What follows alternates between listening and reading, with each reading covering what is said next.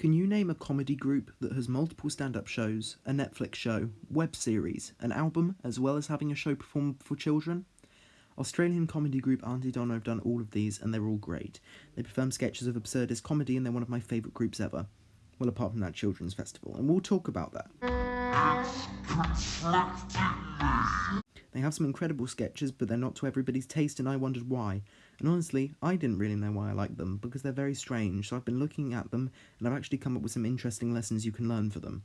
And the main one is, Aunty Donna are not funny, at least on their own. Aunty Donna perform very childish, crude content.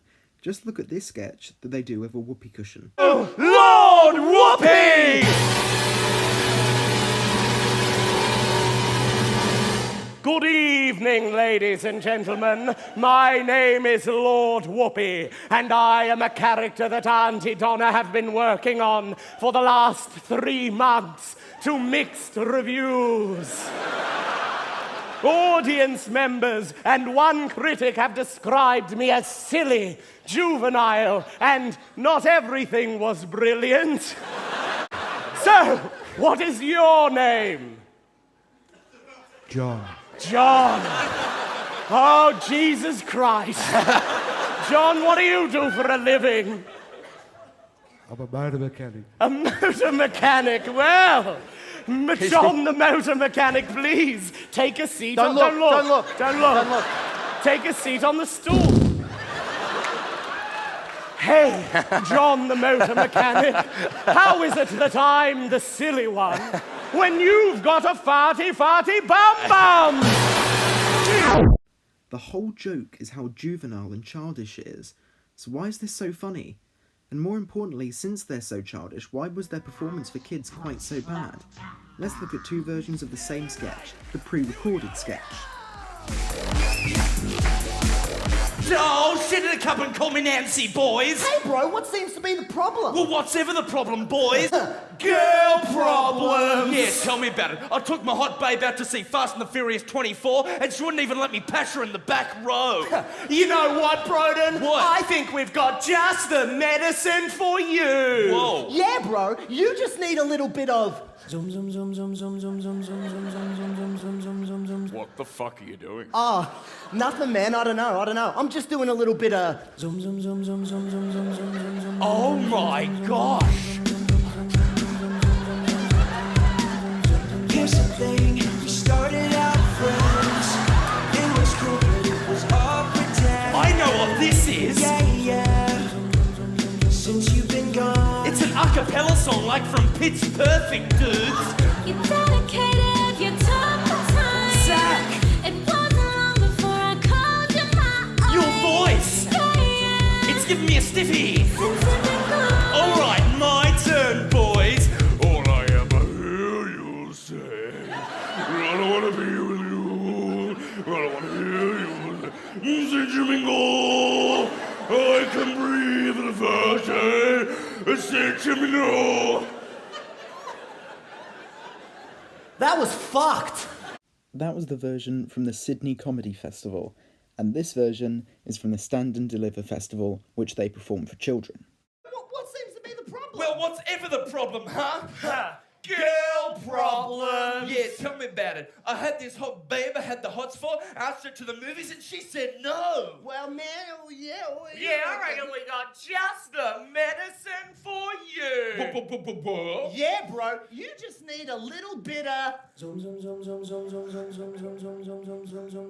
What the heck are you doing? Oh, nothing, man. I'm just doing a little bit of... Oh my gosh. Here's the thing, we started out friends. It was cool, but it was all pretend. I know what this is. It's an a cappella song. Since you've been gone. Like from that movie Pitch Perfect. You dedicated your time for time. Oh my gosh, Zach. It wasn't long before I called you my own. Your voice. Yeah. It's conflicting me. Since you've been gone. All right, my turn, boys. All I ever hear you say is all I wanna be with you. Since you've been gone, I can bloody brave with a burden. Since you... Ooh. That was weird, man. It is stunning that somebody asked Aunty Donna to do this show, but I think I know why. It's because they do childish comedy, but their adult performance is just so much better, and I think I know why. So think of your intellectual teenage comedy, which is about the middle of the range that you can have between these two variants. So the middle is teenage intellectual comedy. That's like your Weekend Update on SNL. Jeff Bezos' rocket company, Blue Origin, is auctioning off one seat on the first flight of its passenger rocket. Wow. Why are all these rich white people trying to go to space? Look, if there's any Martians watching this, when you see a bunch of foreign ships pull up on your land, take it from a black dude, don't get on them. Unless you want to be a Martian with the last name Washington. Those are the two closest together variants, as they deal with both of like what the age requires and also the kind of things it's saying in its two individual scales. However, look at the other end. The furthest two variants that you can get from each other are dumb and kids. When I say dumb, I don't necessarily mean stupid, I just mean not as clever. There's not much thought required in order to understand the jokes, and they don't really make you think when you're laughing. So that's your Mr. Tumble's time. Is ready too, Mr. Tumble? Yes, my dance shoes are ready. They're tapping away. So the lines are here for Aunty Donna.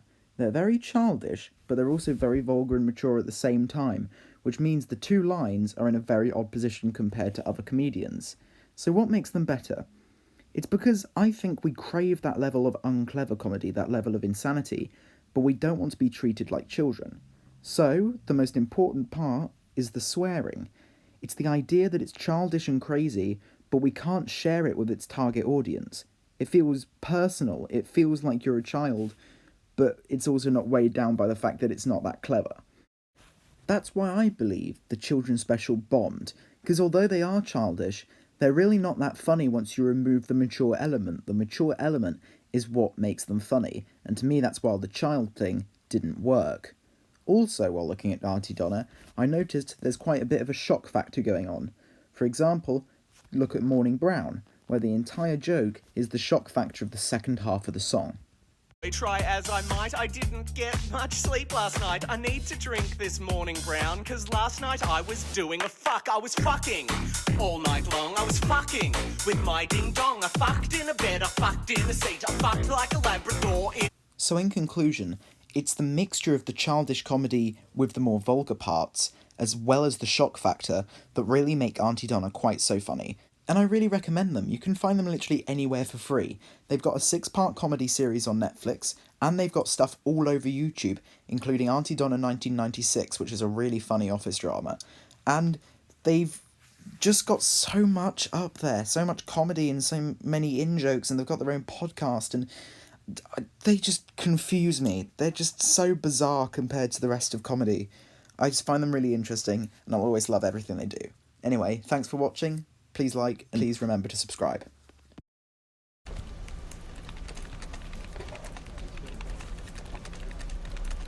Hi.